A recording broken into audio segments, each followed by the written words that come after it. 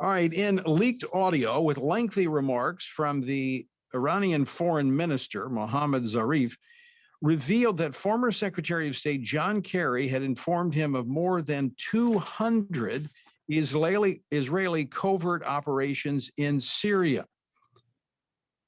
This is shocking. Now, many knew that John Kerry was no friend of Israel, but this would suggest that he is an adversary. Joining me now to talk more about this is former member of Congress from Virginia, Dr. Dave Brat, who is now dean at Liberty University School of Business. Dr. Brat, welcome back to the program. You bet. Thanks, Tony. Thanks for having me on. All right. The foreign minister of Iran being given information about one of our key allies from our Secretary of State. How do you explain that?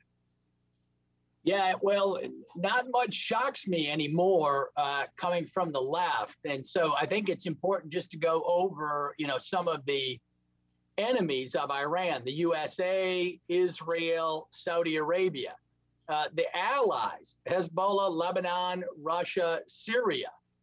And so, the good thing about President Trump, whether you love him or hate him, he was very clear and drew clear lines across common sense, even in foreign policy.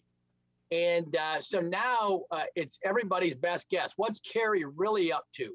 Why in the world the communications with Iran? He wants to save his namesake, peace deal, treaty, et cetera. So that's the immediate self-interest, but it's always economics. And so now everybody's going to be scratching their head and searching for that nugget. And the left, it's very hard to find a logic other than obtaining and increasing power. And so that's the answer. But now we have to search for the process. Writing for the National Review, David Harsanyi says, he says, we know now that former Secretary of State John Kerry isn't merely a critic of Israel, he is an adversary. I mean, 1, 2 times, 200 times? It would almost sound as if he were an agent working against the United States and our ally, Israel. Well, that's right. I mean, the new alignment isn't USA or Republican, Democrat. The new alignment is globalists, global elites versus the American people, and the mainstream people in China versus their global elites and totalitarian government. And so, what is Kerry up to? I mean, he's carrying out the will of the global elites. I think that's the part we can be sure of. And if you just go down just kind of the common sense trail, right? Why Iran? How could you plausibly do it? It's just classical deconstruction. The left is deconstructing the power of the West. And if you look at what is the West, it's the Judeo-Christian tradition coupled with Athens and the reason that comes from the Greeks. And the alignment of those two sensibilities, the Judeo-Christian religious tradition and Greek reason, have been the guardrails for Western civ for 2,000 years, and they served us well. And Kerry, it appears, and the left, no longer liberals, are doing everything they could tear that apart. Israel, obviously, and Israel in particular, if you go to Israel, they were very friendly to President Trump and to U.S. principles. The Judeo-Christian tradition is alive and well in Israel. And so they believe in absolute truth. They have a free press. They have human rights. They treat minorities in their country different than their minorities are treated in other countries. And so if you want to tear down the West, you go after Israel, you go after the United States, you go after free press, you do everything that the far left is doing right now on the international stage as well. Now, it's been a while since I've been in the business, but back when I was working in the anti-terrorist business, we worked closely with Israel, trading information, intel, that we would call it. I mean, I would think that possibly Israel is going to be very reluctant to share intelligence with the U.S. government now. Yeah, I would think so. I think they're so good. I always assume they knew this in real time, and they live in a tough world. And I think the U.S., in my dream world, we have to learn to act a little bit more like Israel. The Christian church has become weak. If you ask Christians what foreign policy is, what are our interests, where are we aligned, why does it matter to you and your kids' future? I don't know how good of a job we would do. Israel does not suffer that same problem. I think we because they live on the verge of extinction. Yep, I mean, they live in a very tough neighborhood, and they've learned to be tough. Culturally speaking, we live in a tough neighborhood, and it's time we get tough as well. One final question before I move on to Biden's first 100 days.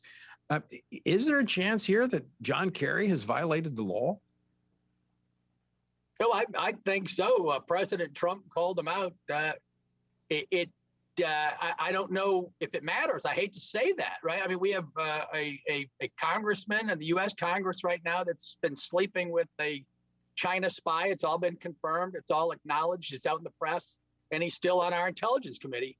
And Pelosi and the Democrats won't do anything about it. And so even when it's obvious, this is why elections matter. And I wish it was an aberration, but we're losing the culture war in spite of these headlines. And that's the part that has us scratching our heads, of course.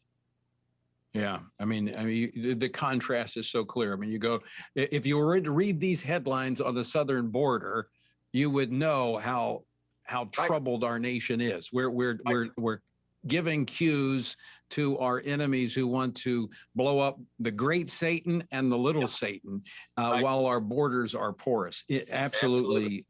Insane. Dr. Brat, speaking of insanity, speaking of the first 100 days of the Biden administration, I mean, we've got a record number of executive actions, 40 executive orders, 62 total executive actions. This guy has been, he emerged from his basement, labeled a moderate to show off his super liberal administration. I mean, this guy has left Barack Obama in the dust when it comes to liberal policies. Yeah, and I actually don't consider him a liberal at all. I used to like liberals. I never lost a friend with a liberal. He did debates over the size of government or something like that. JFK. No problem. These are hardened leftists we're talking about. And the activism and the consequential nature of all the legislation, all of it has to do with one thing. And it doesn't have to do with the welfare of the American people, right? It doesn't have to do with your wage rates or your kids' education. In fact, most all of it harms your welfare. And so we have a tsunami of a disaster on the southern border.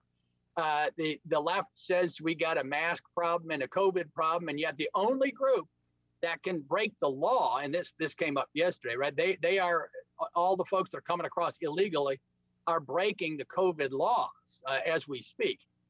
And then you go to China, right? The globalist alliance there, and we all know Biden's and the laptop with all the issues that show his complicity with China and his 20 hours of dinner with Xi Jinping, et cetera, a country that's declared war against us.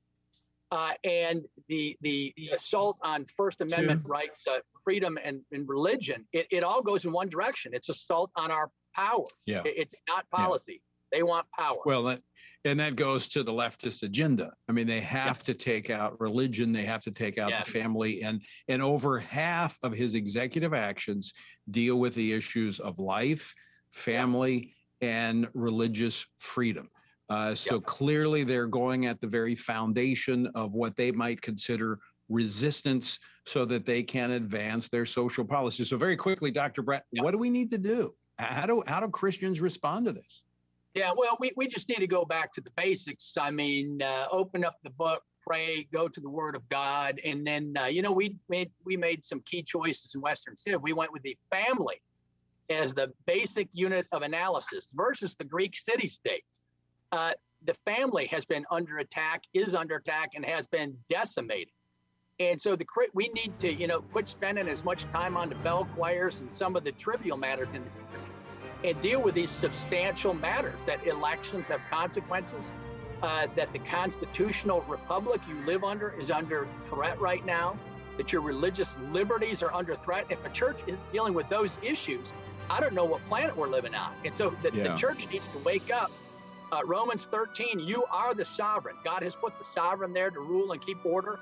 You are that sovereign. You have a responsibility to live up to that God-ordained responsibility. More pulpits need to preach that so Christians are aware of that responsibility that we have in this nation, uniquely given that right. Dr. Dave Brat, as always, great to talk with you. Thanks so much for joining us today. God bless, Tony. Thank you.